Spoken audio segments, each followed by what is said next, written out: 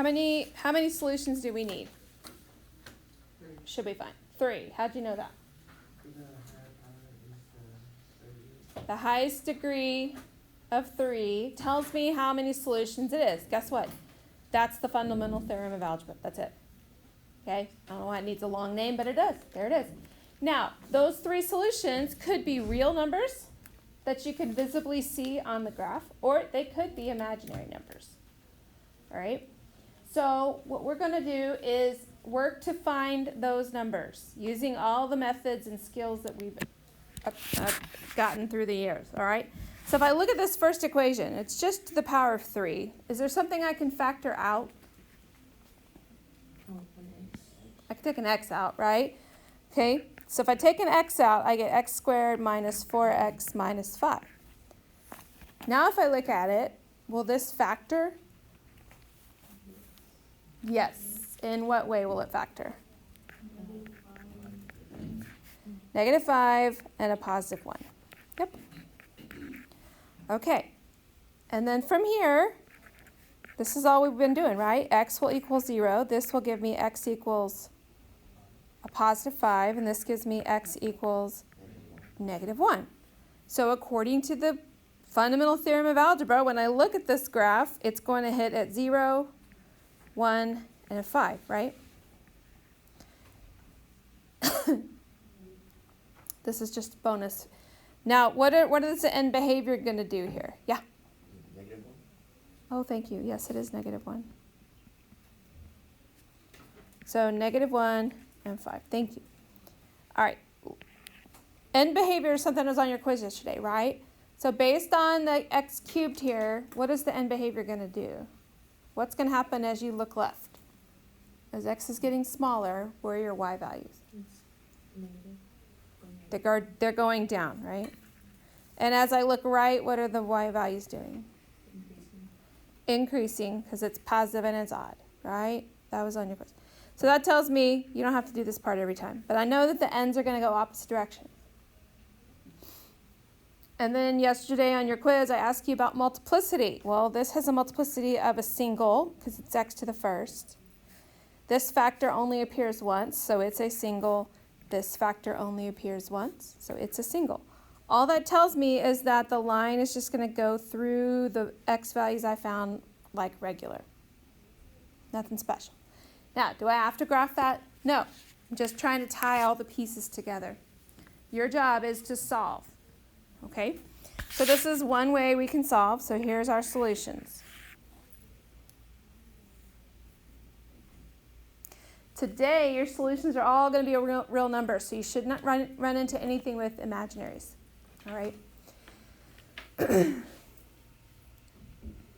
Over here, let's look at this one.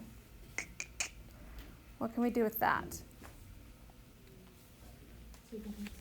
Let's start by taking an x out. That gives me x to the third minus 2x squared plus 9x minus 18. It's still x cubed, so it's not something I can take and factor. Can't use quadratic formula, can't use all that stuff, right? Split it into 2. Do what? You can split it into 2. Just like take x squared out of the first part.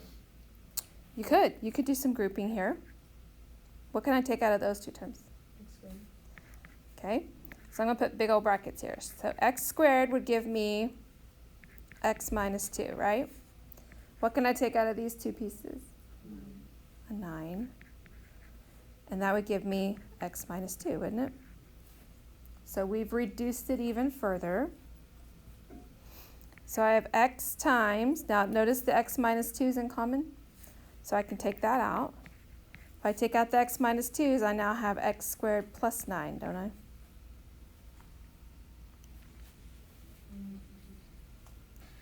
Do what?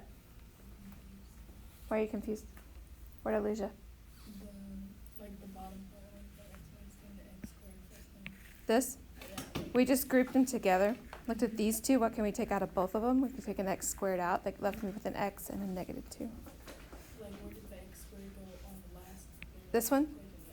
It's right here. Oh, okay. Oh, never mind. I grouped them here and here, went here. Oh, yeah, never mind. See it? And the x minus 2's are the same, so I can just take them out. It's like factoring, double factoring, okay? From here, I can find my other solutions by doing what we've been doing, okay? So let's solve it. This means that there's an x of 0.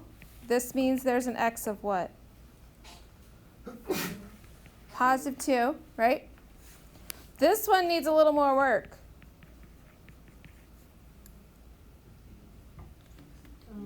X equals plus or minus.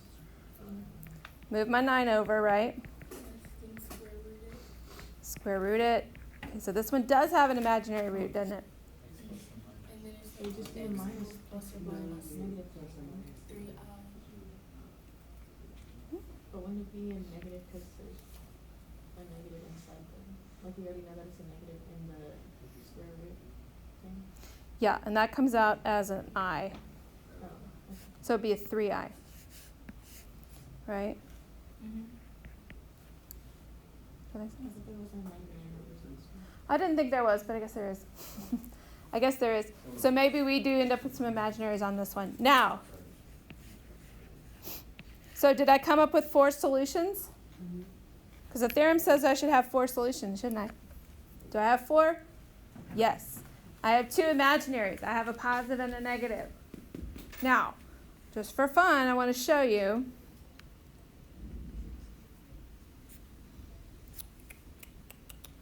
If I graph this guy, x to the 4th minus 2x cubed. Oops, that's not what I wanted.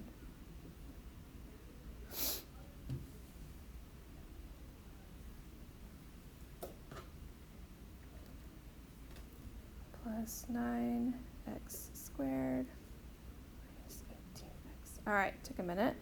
But if we graph that, look at that. We can see where it's crossing the x-axis. It's crossing at 0, right? We knew that was going to happen.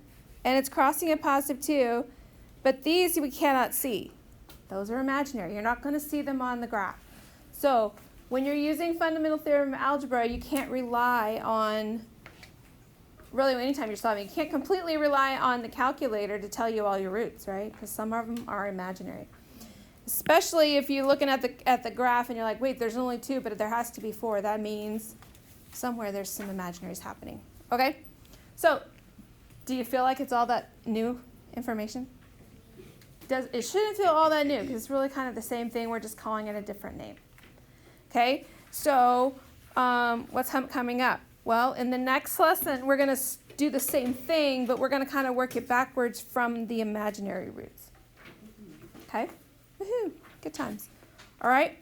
So, it feels really wrong. And then the other one, 3 minus 4i, it's going to be x minus 3 minus 4i.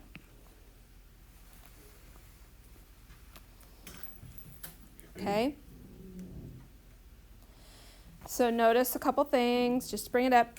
The 3's are positive, right? But they're negative when I put them in factors. The second sign is the one you messed with to do the conjugate part. So one should be positive, one should be negative. Now, normally, if you had it 2 zeros in factor form, then to get the equation, you would just FOIL it, right? Well, that's what we're going to do now. It's just going to look a little weirder. So trust me here, okay? Now what we're going to do is lean back and look at what we have. Do you notice that both of them have an x minus 3 in it? So we're going to treat that as like its own variable for now, okay? And if I FOIL this, if I do, I have x minus 3 times x minus 3. So let's see. It would be x minus 3 squared. Outer terms would be minus 4i times x minus 3. Inner terms would be plus 4i times x minus 3. It is a lot of letters. It's a little confusing. Last terms would be minus 16i squared. Right? Now, notice what happens here. Look at those two. One's a minus 4i, x minus 3, one's a plus 4i. So what's going to happen when I add them? They're going to cancel out, so my life just got a little simpler, didn't it? So now I have x minus 3 squared. And what is I squared? Do you remember? -1. -1. So I have -1 times -16 means plus 16. Now it got a lot simpler looking, right? Are we done? No, of course not. Now we got to FOIL this. And then we're going to add 16 to whatever I end up with. So I FOIL that. I get x squared minus 3x plus 9 plus 16.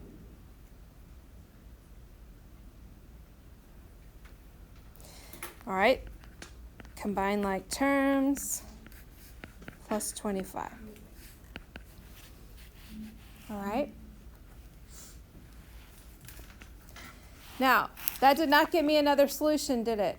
No. Feels like we're working backwards. Well, this is where our little friend long division comes in. Don't hate. It's going to be okay. Trust, all right? Trust. As you always tell me, trust. All right. Now we're going to take this and make this the divisor. You're going to take your original equation and put that under the division bar. And we're going to divide by what we just found.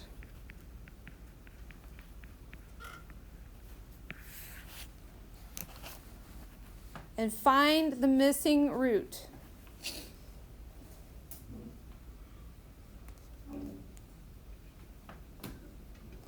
All right, so then what do I need to multiply x squared by to get x to the third? X, good.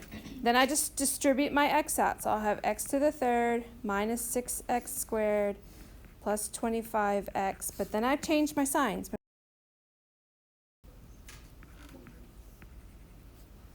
All right, so that first term disappears. Then I have 5x squared minus 30x and bring down the next term.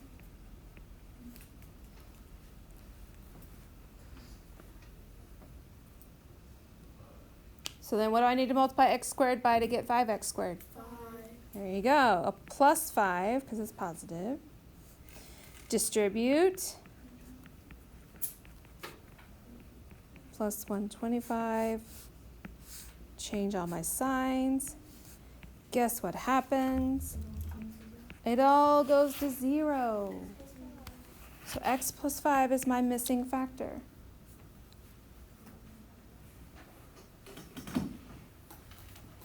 So my zeros, I did all that work to say my zeros are 3 plus 4i, which was given.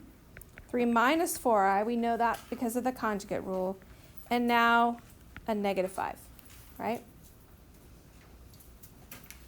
Because x plus 5 equals 0 solves to -5. That gives me my third value. All right? So these take a little work. There's a lot of work to show, okay? And you can check your answer. Here, if you graphed this in your calculator, would you see the -5? Yeah, you should see it. You would see the real roots, but you will not see the imaginaries. Okay? So there's a way to check yourself in that. Alrighty? Questions for me?